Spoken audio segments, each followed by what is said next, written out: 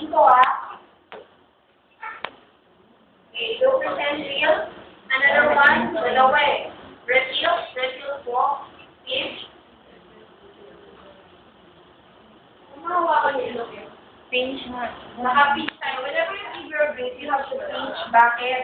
Pag hindi yung pinch, dapat okay, so you have to make it sure, mga mama said, bago nyo yung pangalawang hangin, to initial ventilatory maneuvers, kailangan nag-refills na kayo. Bakit? Kasi may mga case na pag hindi maayos yung pagka-refill, hindi pumapasok yung hangin. Eh, isipin mo, pag hindi pumasok yung hangin, di bara.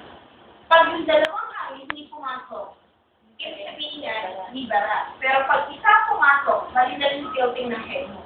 At yung isang hindi. Nagkakaintindihan? So, ito po yung reason kung bakit. To check for the passage of air passage. Why? Nag-check tayo ng air passage. Ito lang mga nakita mo. Hindi mo nalaman kung may nakabara dito. So, kung hindi pumasok yung dalawang hangin, more or less, may bara dito.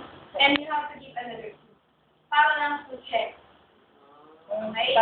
Next, kung pumasok naman, you try to see where the level function.